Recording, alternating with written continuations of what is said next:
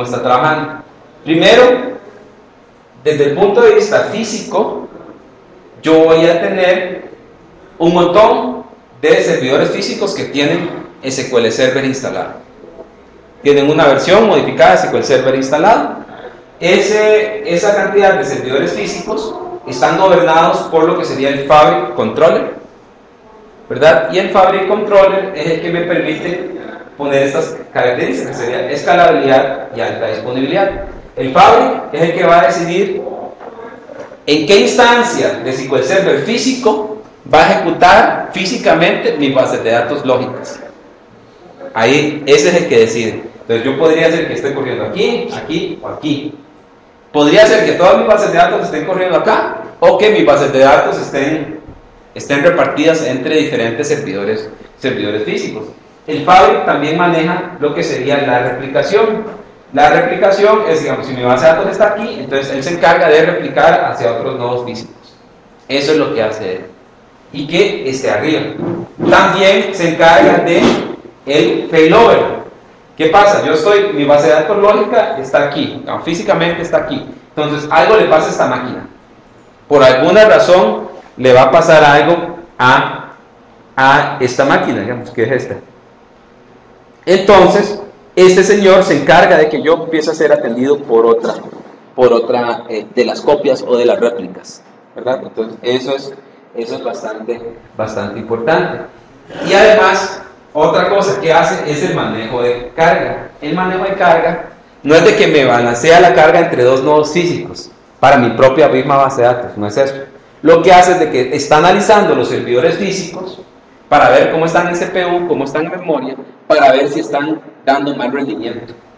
Entonces, podría ser, recuerden que esta es una versión multitenant de bases de datos, entonces yo podría ser que en alguno de los servidores estén corriendo varias bases de datos, ¿verdad?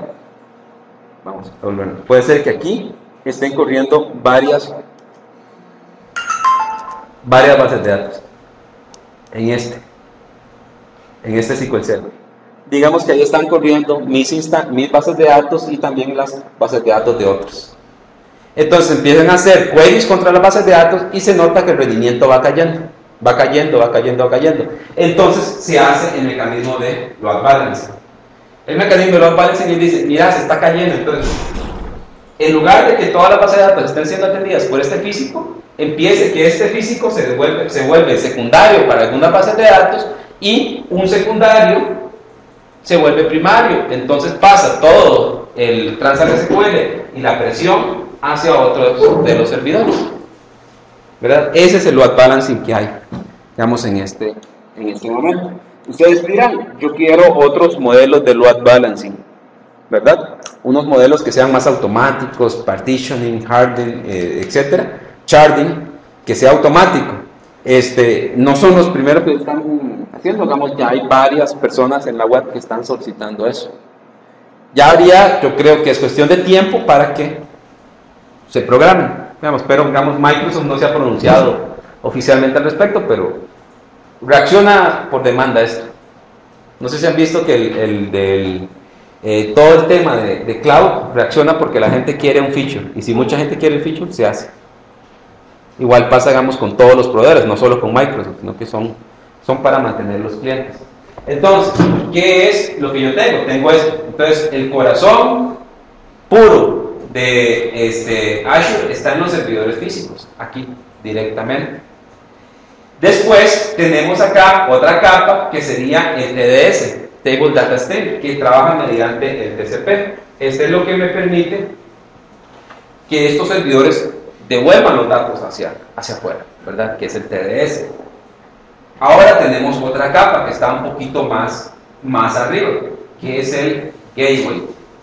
En el Gateway lo que se encarga es específicamente, como su nombre le dice, es poder servir de enlace entre las peticiones que vienen de afuera y los servidores físicos.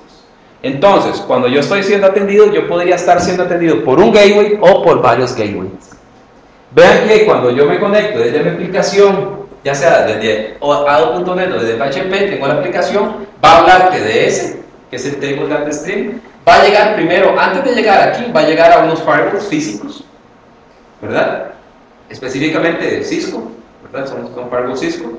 Después va a llegar a los load balancer de hardware, y en este load balancer es donde se va a elegir qué gateway o gateways son los que me van a atender. Estos gateways son los que hacen la transformación entre todas las peticiones del PDS y saben a qué nodo, mediante el Fabric, saben a qué nodo tiene que ir para hacer la solicitud y ejecutar el Transact SQL y obtener el resultado, y de ahí va para atrás hasta que llegue a mi aplicación. No sé si ven que digamos que así es como está diseñado la topología de Azure. O sea, no es de que yo tengo ahí ya una maquinita aquí corriendo y ya. Y ahí está mi SQL Server. Es un poquito distinto el modelo.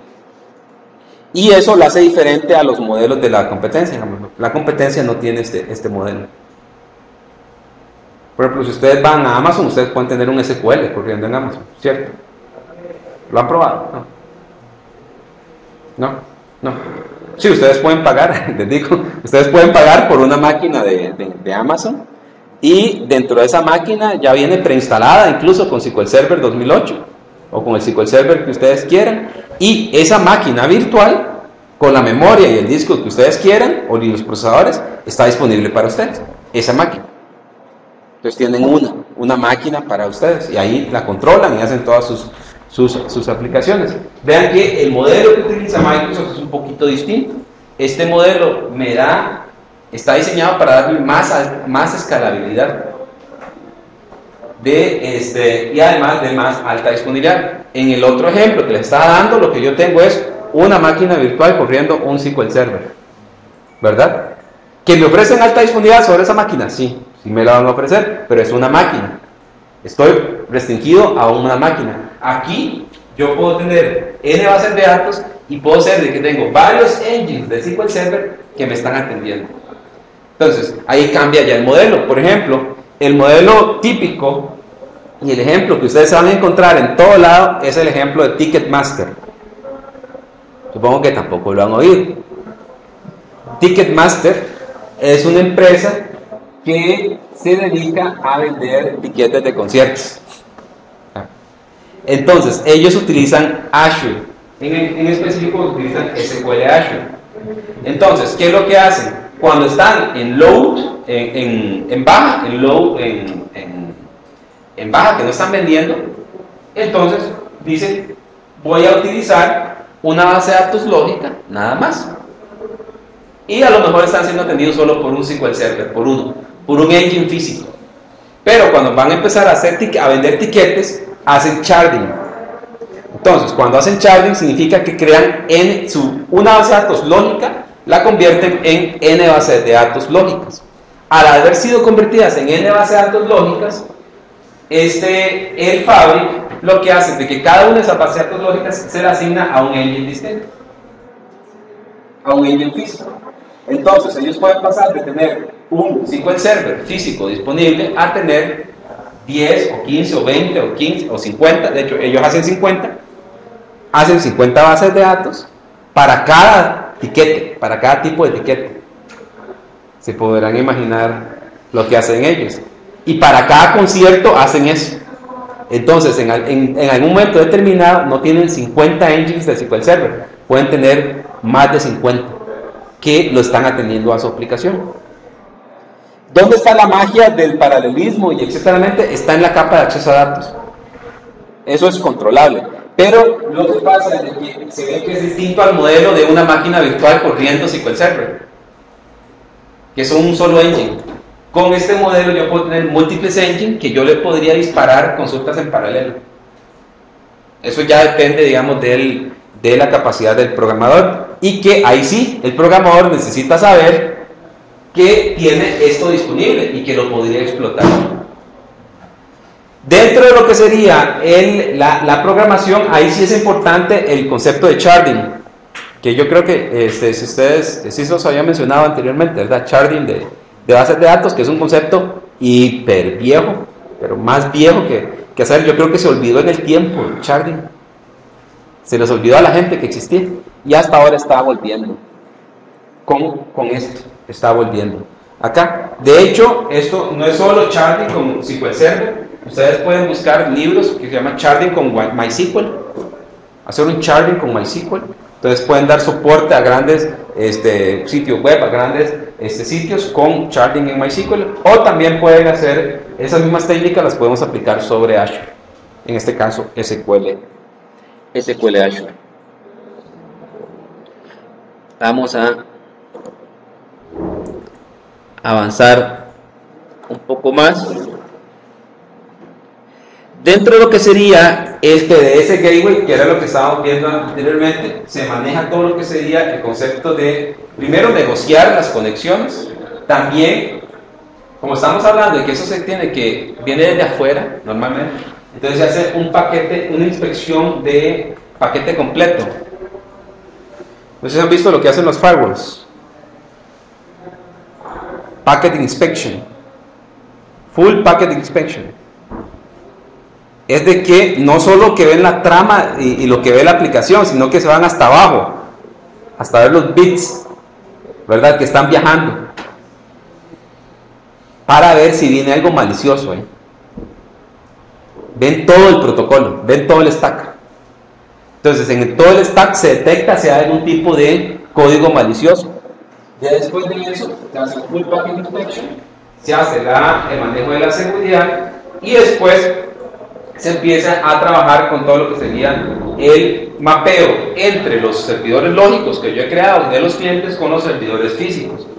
Y lo más importante que hay dentro del TDS Gateway y los demás capas que están ahí de Azure es eso, el Isolation Layer o la capa de aislamiento, porque lo más importante que hay en una base de datos que está multitenant es de que yo no puedo tener acceso a los datos del otro. La compañía A no puede tener acceso a los datos de la compañía B, aunque estén corriendo en la misma infraestructura. O sea, no. O sea, sería algo como tal. Entonces, eso es lo que se encarga de hacer eso. Y prácticamente cada uno de estos corre en un sandbox. Viendo más a detalle, tenemos lo que sería el TDS Gateway. Dentro del TDS Gateway, prácticamente vean que no es solo que pasan las cosas, sino que va a estar analizando todos proveyendo un endpoint para poder acceder, darle acceso a las aplicaciones, está parseando el protocolo que se está llegando acá, y después está diciendo, en este caso, mediante las conexiones, hacia qué servidor físico se va a conectar. Ustedes ven de que es una capa bastante interesante. Dentro de eso, digamos, ese gateway es escrito por un muchacho. Yo creo que no llega ni a 25 años. Está entre 20 a 23, que es el que escribe esa capa del Azure. Bueno, no sé, que ahora cambiaron la gente de SQL, ahora son más jóvenes. Hay una nueva generación de la gente del equipo de producto de SQL Server. Después tenemos aquí algo que es el aprovisionamiento de los servidores y de las bases de datos. Primero tenemos las suscripciones, tenemos los servidores y tenemos que determinar dónde está nuestro servidor. ¿Por qué? Por ejemplo, yo tengo un servidor lógico, digamos que se llama, recuerden que el servidor lógico es con un nombre generado de forma aleatoria. Ese servidor lógico, cuando yo lo creo, lo asocio a una región, ¿verdad? Ya sea en Estados Unidos o lo asocio a China, por ejemplo. Entonces, ¿qué es lo que me voy a decir? Le voy a decir específicamente, cuando se va a conectar, tiene que determinar en qué unidad geológica está, geolocation, y después determinar la base de datos que está. En esta versión de SQL Azure, las bases de datos siempre están en un single data center. Digamos, yo no puedo tener una base de datos, tengo un servidor lógico y que mi servidor lógico esté en Northeast y que tenga una base de datos en Northeast y otra que tenga en el West. Eso no tiene. Todas las bases de datos están dentro del mismo data center en esta versión para poder hacer. y yo puedo establecer diferentes relaciones entre las bases de datos. ¿Cómo es que creo un servidor? En el servidor, prácticamente lo que se hace es cuando yo voy a crear el servidor dentro de Azure, le digo File, New Server, Provision, New Server, se genera el nombre, me dice en qué región lo quiero y le doy OK. Eso inmediatamente me va a generar un nombre. En este caso, ese nombre, vean que se me genera un registro, porque cada vez que yo creo un servidor son de extensión cloud.app.net, cloudapp.net, ¿verdad? Así es todo lo de Azure. Entonces, se me genera un nuevo servidor con la extensión de Azure, del dominio de Azure. Eso es inmediato y no he terminado de dar clic cuando ya los DNS están arriba y están actualizados. Por eso se llama un live DNS service. Se genera ese servidor lógico, se generan las entradas e inmediatamente se genera la base de datos master. Una vez que está generada esa base de datos master directamente, yo ya me puedo conectar desde mi consola de administración y empezar a utilizar el servidor. De hecho, más tarde uno darle en OK, clic, que esté creado el servidor. Y después de la generación de la base de datos, también. Entonces ven de que tenemos distintas opciones para poder estar haciendo el aprovisionamiento de los servidores. Acá esto se ve más a detalle, donde yo lo que tengo es cómo se aprovisionan o se instalan los servidores de SQL Azure, donde yo tengo el cliente, entra a su portal de administración y va a ser atendido por alguno de los, también ese es otro clúster que existe, es una nube para administrar los servidores que están en la nube, ¿verdad? Desde el plugin, y aquí, desde acá, yo voy a poder generar mis servicios, y en este caso se me va a generar dentro de los backend services, que va a estar siendo gobernado por el Fabric, que me va a asignar algún SQL Server que me atienda. Entonces ven de que es bastante grande lo que sería el aspecto de aprovisionamiento de los servidores.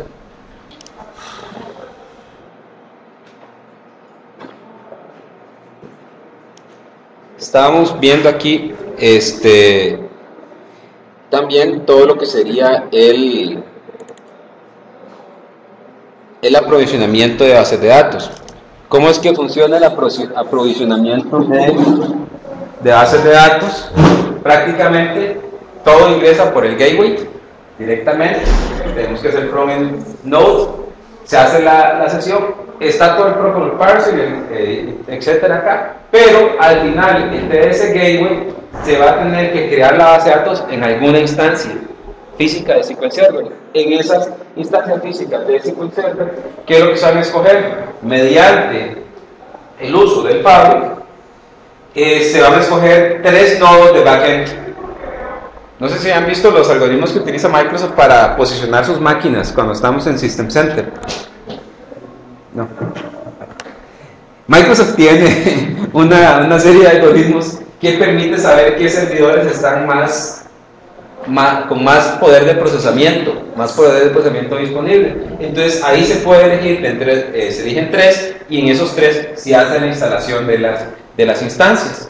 Se genera la base de datos en cada una de las instancias y una de esas bases de datos es escogida como el primary y las demás como el secundario.